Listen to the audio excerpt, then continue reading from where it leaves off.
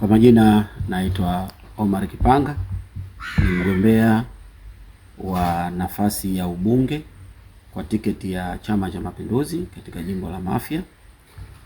Kipekee leo napenda kuchukua fursa hii adhimu na adimu kuwaomba sana na kuwasihi sana wananchi wenzangu, wakazi na Watanzania kwa ujumla wanaoishi katika jimbo la Mafia, lakini na Watanzania kwa ujumla wanaoishi Tanzania nzima, kwamba mwaka huu ni mwaka wa uchaguzi mkuu, ambapo uchaguzi huu kwa mujibu wa ratiba ya Tume Huru ya Taifa ya Uchaguzi unakwenda kufanyika siku ya tarehe 29 mwezi huu wa 10 Tanzania nzima. Niwaombe na kuwasihi sana Watanzania wote, nianze kwanza na wale ambao wanaoishi katika jimbo la Mafia au kisiwa cha Mafia. Niwaase na kuwasihi sana na niwaombe sana waende wakaniunge mkono mimi mgombea wa ubunge katika jimbo la Mafia kwa tiketi ya Chama cha Mapinduzi.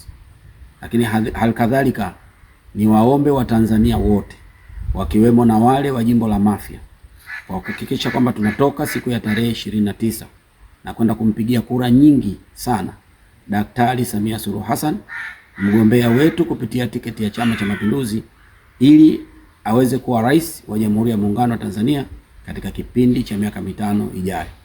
Halikadhalika niwaombe sana wana Mafia na Watanzania wote kwa ujumla, tuendeni tarehe 29 tukawachague madiwani wanaotokana na Chama cha Mapinduzi, ili tupate mafiga yote matatu, kwa maana ya rais anayetokana na Chama cha Mapinduzi, wabunge wanaotokana na Chama cha Mapinduzi na madiwani wanaotokana na Chama cha Mapinduzi. Lengo na dhamira ya Chama cha Mapinduzi ni kutengeneza serikali ambayo inakwenda kutengeneza maendeleo au inakwenda kusimamia maendeleo ya nchi yetu, inakwenda kusimamia maendeleo ya kata zetu, inakwenda kusimamia maendeleo ya majimbo yetu.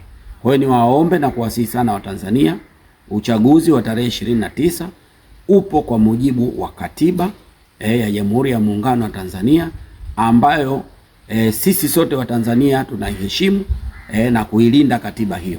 Kwa hiyo tujihakikishe tunajitokeza wote kwa wingi kwa lengo la kuhakikisha kwamba tunashiriki kwenye haki yetu ya kikatiba ya kuchagua viongozi wetu watakao tuongoza kwa kipindi cha miaka 5 ijayo.